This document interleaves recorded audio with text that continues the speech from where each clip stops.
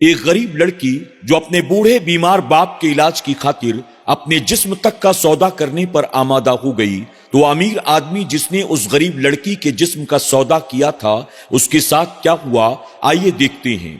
یہ واقعہ ہے ایک غریب گھر کی لڑکی کا جو جوان تھی، خوبصورت تھی، لیکن غریب اتنی کہ اس کے گھر میں کھانے پینے کی کوئی چیز موجود نہ تھی۔ اس کے گھر میں صرف ایک بوڑھا بیمار معذور باپ موجود تھا۔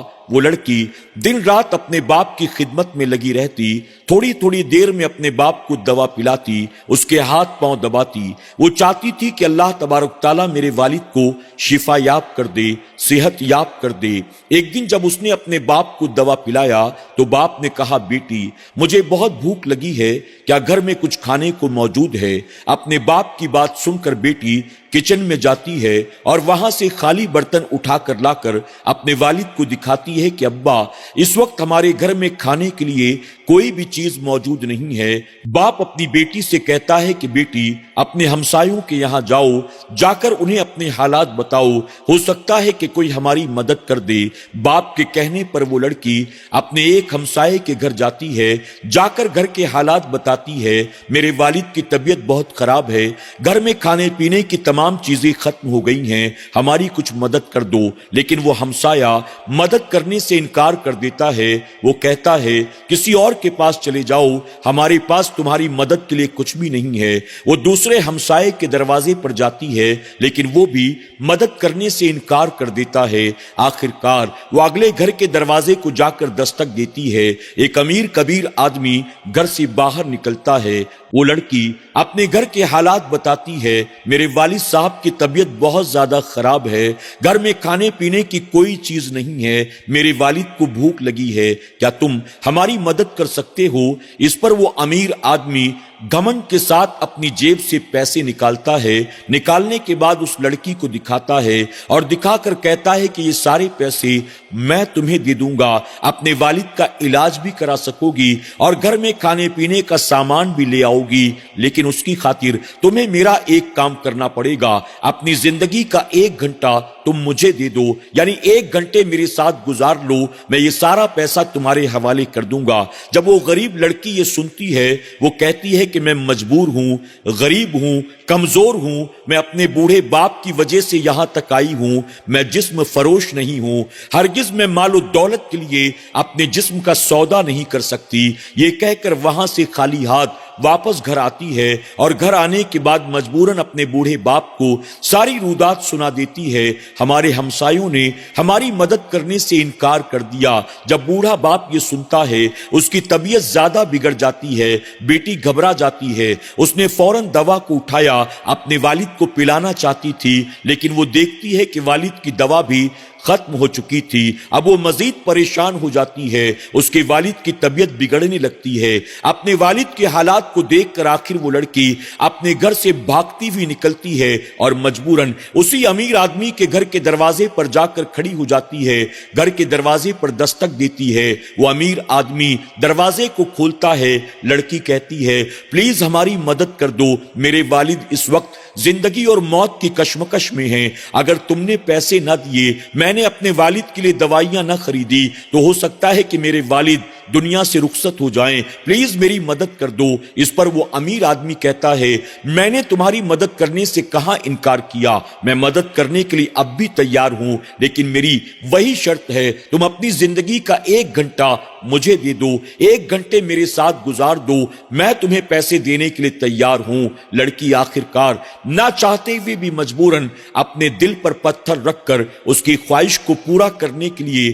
اس کی شرط کو پورا کرنے کے لیے تیار ہو جاتی ہے۔ وہ امیر آدمی لڑکی کو اپنے ساتھ لے کر کمرے میں داخل ہوتا ہے، اس کے جسم کو ہاتھ لگاتا ہے، اس کے بعد اسے اندر لے جا کر بیڈ پر لٹا دیتا ہے۔ وہ لڑکی بیڈ پر گر جاتی ہے۔ اب وہ امیر آدمی بدنیت کے ساتھ हवस में डूबा हुआ उस गरीब लड़की के करीब आना चाहता है। अन करीब था कि वो आगे लपक कर उस लड़की को नोचना शुरू कर देता।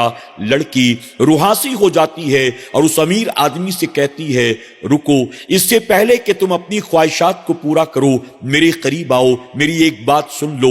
इस वक्त हम बंद कमरे में हैं। अल्लाह जानता है मेरी मजबूरियों ने मुझे लाकर यहां खड़ा कर दिया है।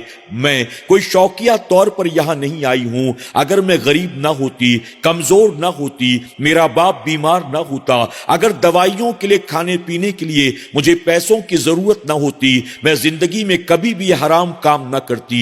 याद रखना, इस वक्त अगरचे हमें कोई नहीं देख रहा है, लेकिन अल्लाह देख रहा है और कयामत के दिन तुम्हें अल्लाह को जवाब देना होगा। तुमने मेरी गरीबी का फायदा उठाया है, तुमने मेरी मजबूरी का फायदा उठाया है। उस लड़की की जबान से इन जुमलों का निकलना था। अचानक उस अमीर आदमी के दिल पर खौफे खुदा तारी हो जाता है। वो लरस जाता है, वो एक कोने में जाकर चुपचाप बैठ जाता है और कुछ देर के बाद उस लड़की के करीब आता है, पैसे निकाल कर उसके हवाले करता है और कहता है, मेरी बहन, मुझसे बहुत बड़ी गलती हो गई, मुझे माफ कर दो।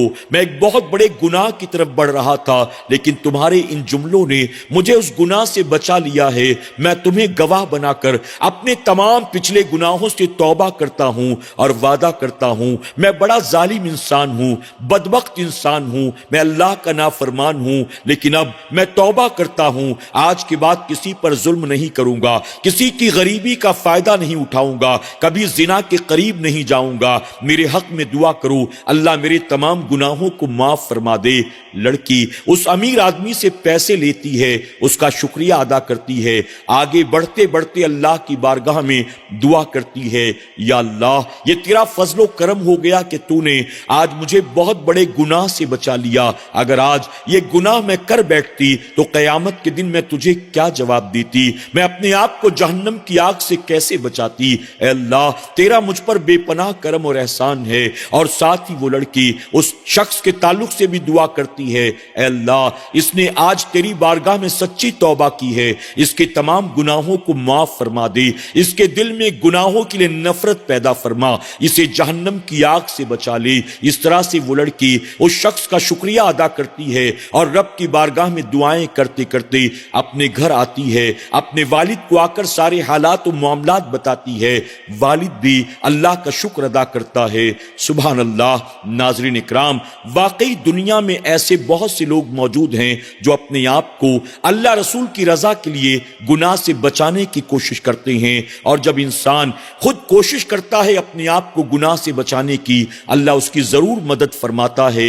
लेकिन जो अपने आप को गुनाह से बचाने की कोशिश नहीं करते, बल्कि गुनाह की लज्जत में खो जाते हैं, जिन्हें गुनाह में मजा आता है, फिर जाहिर है कि वो अपने आप को गुनाह से नहीं बचा पाते हैं, दुनिया में लज्जत हासिल करते हैं, आखिरत में जहन्नम की आग में जलाए जाते हैं। अल्लाह तबारक ताला हमें आपको सबको किसी की गरीबी का, मजबूरी का फायदा उठाने से बचने की तौफीक अता करे। मेरा करीम हम सबको गुनाहों से, जिना से, बदकारी से, नफ्स परस्ती से, अल्लाह रसूल की नाफरमानी से बचाए। आमीन या रब्बल आलमीन।